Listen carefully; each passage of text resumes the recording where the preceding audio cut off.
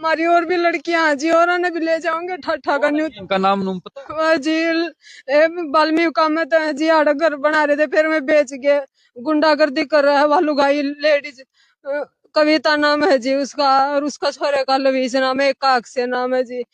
मैं गुंडा ने ले लेकर नहा रहे थे जी, लठ ले लेकर बिंडा में, और 150 रिंग गाल रहे थे। मैं पहिया वाले लोग के पहिए अगर उनके तला कौन बड़ा जी, कौन छुटवावे लड़की ना, सब ने डर लग गया।